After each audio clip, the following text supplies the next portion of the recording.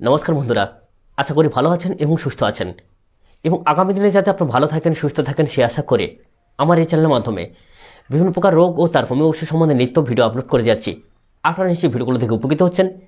আর সত্যি যদি ভিডিওগুলো দেখে উপকার পেয়ে থাকেন বা উপকৃত হয়ে থাকেন, তাহলে বন্ধু বান্ধবদের মধ্যে শেয়ার করে দিন। কারণ তাদের যদি কোনো সমস্যা হয়ে থাকে, তাদের যদি কোনো রোগ ব্যাধি হয়ে থাকে, তারা আপনার শেয়ার করা ভিডিওগুলো দেখে ওষুধগুলো কিনে খেয়ে সুস্থ থাকতে পারবেন এবং ভালো থাকতে পারবেন। সাথে সাথে তাদের পয়সাও বেঁচে যাবে, আপনি উপকারী বন্ধু হিসেবে পরিচিতি লাভ করতে পারবেন। আর যারা এখনো পর্যন্ত আমার চ্যানেলটাকে সাবস্ক্রাইব করলেন না, তারা চ্যানেলটাকে সাবস্ক্রাইব করে পাশে বেল আইকনটা প্রেস করে রাখুন। দিলে কি হয়, পরবর্তীকালে যখন আমি নতুন করে ভিডিও আপলোড করব, সর্বপ্রথম সবার আগে নোটিফিকেশন সহ অবশ্যই আপনার মোবাইলে পৌঁছে যাবে। তাহলে চলুন আজকের যে রোগটা বা হোমিও ওষুধ সম্বন্ধে আলোচনা করব সেই বিষয়ে। আজকে যে আমি হোমিও ওষুধ সম্বন্ধে আলোচনা করব সেটা হচ্ছে কি আর্নিকা। এই আর্নিকা কিন্তু আপনারা অনেকেই বাড়িতে রেখেছেন, কারণ এটা একটা কমন ঔষধ। সচরাচর আমরা বাড়িতে আর্নিকা, নাক্সফার্ম, পালসিটিলা, কার্বোভেজ এইসব ওষুধগুলো রেখে থাকি, কিন্তু তাদের মধ্যে প্রধান একটি ঔষধ হচ্ছে আর্নিকা। এই আর্নিকা হচ্ছে আঘাতজনিত কারণে কোথাও যদি আপনারা পড়ে যান সেক্ষেত্রে ব্যবহার করে থাকেন, কিন্তু এর বহুবিধ ব্যবহার আছে। জানেন কি? তাহলে ভিডিওটাকে সম্পূর্ণভাবে দেখুন, কারণ এই আর্নিকা বহুবিধ জায়গায় ব্যবহার করা হয়, বহু রোগের ক্ষেত্রে ব্যবহার করা হয়। আপনারা সেই সব রোগগুলো সম্বন্ধে জানতে ভিডিওটাকে সম্পূর্ণভাবে দেখুন। কারণ এই ওষুধটা আপনি বাড়িতে রেখেছেন, কিন্তু এর ব্যবহারবিধিগুলো যদি সঠিকভাবে জেনে নেন, তাহলে আপনার অনেক রোগ থেকে আপনি মুক্তি পেয়ে যাবেন। আর্নিকা হোমিও ঔষধটা একটা গাছের রস থেকে উৎপাদন করা হয় বা তৈরি করা হয়। হোমিওপ্যাথিক ফার্মাকোপিয়ায় একে মাদার টিংচার হিসাবে প্রথমে প্রস্তুত করা হয়, তারপর একে ডাইলিউশন হিসেবে বিভক্ত করা হয় এবং শক্তি বৃদ্ধি করা হয়। সেটা হচ্ছে 3, 6, 6, 30, 200, 1M, 10M, 15M, CM, DM, MM এরকম নানান প্রকৃতির শক্তি বৃদ্ধি করা হয়। তাহলে আপনারা নিশ্চয়ই বুঝতে পারছেন এই ওষুধটা DM শক্তি পর্যন্ত বৃদ্ধি করা হয়, মানে এটা কত জটিল এবং পুরানো রোগের ক্ষেত্রেও ব্যবহার করা হয়। তাহলে চলুন আজকের এর ব্যবহার বিধিগুলো জেনে নিই। এবারে আমরা জেনে নেব যে এই হোমিও ওষুধটা ব্যবহার করবেন কিভাবে এবং কোথায় কোথায় ব্যবহার করবেন। চোট, মোচকা, আঘাত, আপনারা এই নামটা শুনলেই কিন্তু আর্নিকাকে স্মরণ করেন। প্রত্যেকটা ডাক্তারবাবুও স্মরণ করেন, আপনিও বাড়িতে রেখেছেন, আপনিও ব্যবহার করে থাকেন।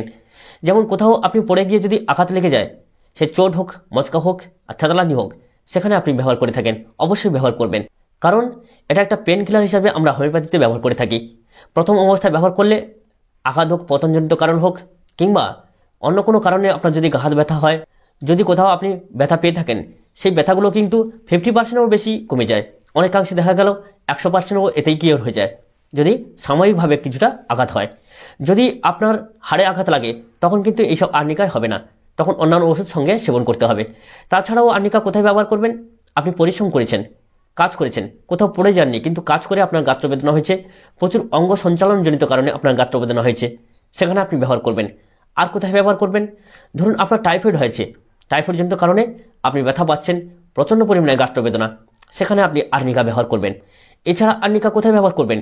ধরুন আপনার বুকে ব্যথা হচ্ছে, বাম বুকে হার্টের দোষজনিত কারণে, গ্যাসজনিত কারণে, যে প্রকার হোক না কেন, বাম বুক ডান বুক যেখানে হোক না কেন, যদি বুকে কখনো ব্যথা হয়, সেখানে আপনি আর্নিকা ব্যবহার করবেন।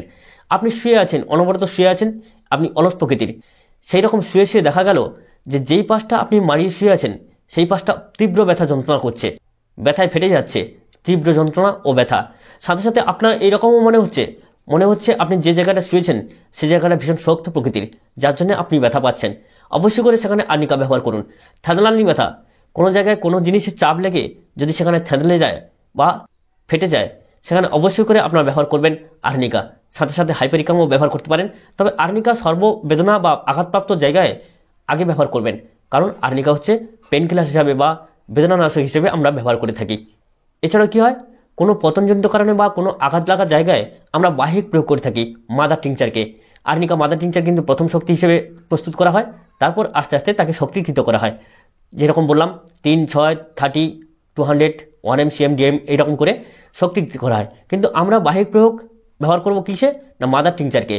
5 গ্রাম ভ্যাসলিনে আপনি 25 ফোঁটা পর্যন্ত দিয়ে কিংবা 20 ফোঁটা দিয়ে ভালো করে মিশ্রিত করে নেবেন, ভালো করে মাখিয়ে নেবেন, দিয়ে মলম প্রস্তুত করে নেবেন। আপনি কোনো জায়গায় আঘাত পেয়েছেন সেখানে মালিশ করুন বাহিক প্রয়োগ হিসেবে, আলতো করে বাহিক প্রয়োগ করুন, দেখবেন দারুণভাবে উপকার পাবেন।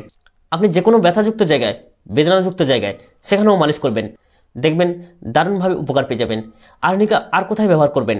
দেখা গেল যে আপনার অজস্র ফোঁড়া হচ্ছে, ফোঁড়াগুলো এত সহজে সারতে চাইছে না, ভীষণ প্রকৃতির ব্যথা অনুভব করছেন, এত তীব্র ব্যথা আপনি টিকতে পারছেন না, একটার পর একটা ফোঁড়া বেরোতেই থাকছে, কোনোভাবেই নির্মূল হচ্ছে না।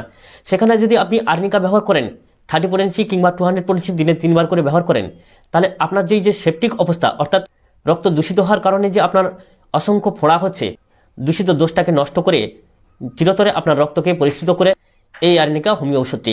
অতএব এই আর্নিকা হোমিও ওষুধটি আপনি 30 বা 200 দিনে 3 বার করে সেবন করুন। দেখবেন আপনার যে বেদনাযুক্ত ফোঁড়া একের পর এক বার হচ্ছে, গরমকালে হোক, শীতকালে হোক, বর্ষাকালে হোক, এই ফোঁড়া কিন্তু আর বের হতে দেবে না। তবে এইরকম ফোঁড়াগুলোকে আমরা দেখতে পাই সচরাচর গরমকালে, গ্রীষ্মকালে। সেখানে তখন আপনারা আর্নিকার সঙ্গে বেলিসপেরিনিস ব্যবহার করতে পারেন, অ্যান্টিপ্রুট ব্যবহার করতে পারেন। তবে আর্নিকাকে সর্বদা এবং সবসময় আপনারা ব্যবহার করবেন। কেন? আর্নিকা হচ্ছে রক্তের যে ভাইরাস বা রক্ত যে দূষিত হয়ে গেছে, সেই দূষিত রক্তটাকে পরিশুদ্ধ করে, যার জন্য আপনারা আর্নিকা 30 বা 200 দিনে 3 বার করে 1 ফোঁটা করে ব্যবহার করবেন। সকাল দুপুর সন্ধ্যা দারুণভাবে উপকার পাবেন, ফোঁড়া আর আপনার হবে না। আর্নিকা যেহেতু একটা অ্যান্টিসেপটিক ঔষধ কিংবা বেদনানাশক ঔষধ, প্রসবের পরেও একে ব্যবহার করা যায়। কোনো প্রসূতি দেখা হলো সন্তান প্রসব করতে গিয়ে তার জরায়ু কোথাও কেটে ছিঁড়ে এরকম ধরনের হয়ে গেল, পরক্ষণে দেখা গেল সে খুব বেদনা পাচ্ছে। অচিরেই এই জরায়ু সুস্থ হবে এবং সবল হবে এবং কাটাছেঁড়া সেপটিকটাকে ভীষণভাবে নষ্ট করে এই আর্নিকা। সেখানে আপনার আর্নিকা 30 কিংবা 200 সকাল দুপুর সন্ধ্যা 1 ফোঁটা করে ব্যবহার করবেন। দেখবেন এই জরায়ু ছিন্নজনিত কারণে যে আপনি ব্যথা পাচ্ছেন, বেদনা পাচ্ছেন, অচিরেই ভালো হয়ে যাবে। সাথে সাথে অল্প বিস্তর যে রক্তস্রাব হচ্ছে বা অল্প বিস্তর যদি রক্তস্রাব হয়ে থাকে, সেই রক্তস্রাবটাকেও নিয়ন্ত্রণ করে বা সারিয়ে তোলে। আপনি মাথায় আঘাত পেয়েছেন, বললাম শরীরের যে কোনো জায়গায় বা যে কোনো অংশে আঘাত লাগলে প্রথমেই আপনারা আর্নিকাকে সেবন করবেন। আপনি মাথায় আঘাতজনিত কারণে মূর্ছা হয়ে গেছেন, সেখানে আর্নিকা ব্যবহার করবেন। আপনি চোখে আঘাত পেয়েছেন, যদিও আমরা চোখে আঘাতের ক্ষেত্রে পরবর্তী উপসর্গের ক্ষেত্রে আর্টিমিসিয়া ব্যবহার করে থাকি, কিন্তু আর্নিকাকে অবশ্যই করে প্রথম অবস্থায় ব্যবহার করবেন।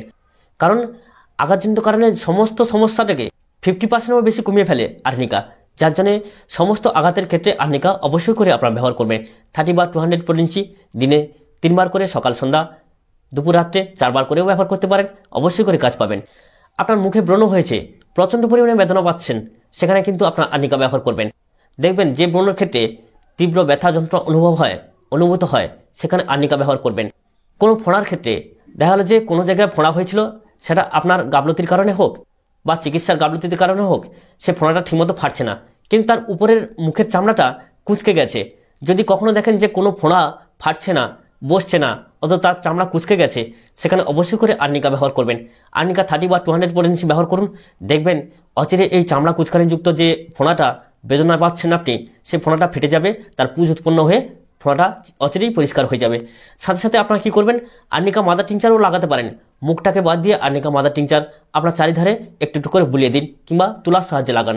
দেখবেন দারুণভাবে উপকার পাবেন, আপনার ফোঁড়াটা ফেটে পরিষ্কার হয়ে গিয়ে আপনি সুস্থ হতে পারবেন। আর্নিকা কাশির ক্ষেত্রেও ব্যবহার করা হয়। আপনারা দেখেছেন কি? দেখবেন কোনো শিশুরা কান্না করলেই কাশে বা রেগে গেলেই কাশে। যখন শিশুরা রেগে হাত পা ছোঁড়ে, সেই সময় অনবরত তার কাশি আসে, কাশতে কাশতে সে বেদম হয়ে পড়ে, চোখে জল চলে আসে। তখন কিন্তু আর্নিকা মহৌষধ, আর্নিকা 30 বা 6 সকাল দুপুর সন্ধ্যা 1 ফোঁটা করে ব্যবহার করবেন। দারুণভাবে আপনার শিশুটা সুস্থ হয়ে যাবে। এছাড়াও দেখা গেল যে প্রবল কাশি হচ্ছে, এত পরিমাণ কাশি হচ্ছে যে চোখ ফেটে রক্ত বার হচ্ছে, এইরকম ক্ষেত্রে কিন্তু আমরা বেলোডাকে স্মরণ করে থাকি। কিন্তু আপনারা সবসময় মনে রাখবেন যে প্রথম অবস্থায় আর্নিকাকে ব্যবহার করা উচিত। যদি কখনো দেখেন যে কাশতে কাশতে কাশির ধমকে চোখের পাতা ফেটে রক্ত বার হচ্ছে, তখন আপনি অবশ্যই করে আর্নিকাকে স্মরণ করবেন। আর্নিকা 30 বা 200 সকাল দুপুর সন্ধ্যা অবশ্যই করে ব্যবহার করবেন, অবশ্যই উপকার পাবেন। এবার বলি, অনেকে আর্নিকাকে আমাশয় বা উদরাময়ের কাছে ব্যবহার করেন না। আপনারা জানেন কি, আর্নিকা উদরাময় বা আমাশয়ের ক্ষেত্রে ব্যবহার করা হয়। যদি কখনো দেখেন যে উদরাময় বা আমাশয়ে পেটের ব্যথা প্রচণ্ড পরিমাণে হচ্ছে, সঙ্গে আমাশয়ের ক্ষেত্রে রক্ত অল্প বিস্তর বার হচ্ছে, তাজা রক্ত, সেখানে আর্নিকা ব্যবহার করবেন। দেখবেন আপনার পেটের যে শুলিনি ব্যথা অন্যান্য ওষুধে কমছে না, তখনই আপনি আর্নিকাকে ব্যবহার করুন। দেখবেন ব্যথা বা বেদনা অনেকাংশেই কমিয়ে দেবে। হয়তো আর্নিকা পুরোপুরি সুস্থ করতে পারবে না, কিন্তু আপনি যে অসহ্য পেটের যন্ত্রণা বা পেট ব্যথায় ছটফট করছেন, সেখান থেকে আর্নিকা আপনাকে রেহাই দিতে পারে। সেখানে আপনি আর্নিকা 30 সকাল দুপুর সন্ধ্যা অবশ্যই করে ব্যবহার করুন। অতিরিক্ত দুর্গন্ধযুক্ত বাহে বা উদরাময়ের ক্ষেত্রে আর্নিকাকে স্মরণ করলেই দেখবেন আপনার পচা দুর্গন্ধযুক্ত বাহে আর হবে না। কারণ এই হোমিও ওষুধটা বাড়িতে অনেকেই রেখেছেন, কিন্তু এর গুণাগুণ সম্বন্ধে অনেকের ধারণা নেই বা জানা নেই। যাই হোক, তাহলে আর্নিকা আপনারা কোথায় ব্যবহার করছেন? পতনজনিত কারণে সমস্ত জায়গায় ব্যবহার করছেন, প্রথম অবস্থায় আর্নিকা ব্যবহার করবেন। এছাড়াও যে সমস্ত রোগের সম্বন্ধে বললাম, আপনারা সেখানেই আর্নিকাকে ব্যবহার করবেন। তাহলে ভিডিওটা আপনার সম্পূর্ণভাবে দেখে বন্ধু বান্ধবদের মধ্যে শেয়ার করে দিন, কারণ এগুলো একটা গুরুত্বপূর্ণ ভিডিও, গুরুত্বপূর্ণ ঔষধ সম্বন্ধে আলোচনা করা হলো। সত্যি যদি ভিডিওটা ভালো লাগে অবশ্যই করে একটা লাইক করবেন, কারণ লাইক করলে ভিডিও তৈরির উৎসাহ বাড়ে। যারা এখনো পর্যন্ত আমার চ্যানেলটাকে সাবস্ক্রাইব করলেন না, তারা চ্যানেলটাকে সাবস্ক্রাইব করে পাশে বেল আইকনটা প্রেস করে দিন।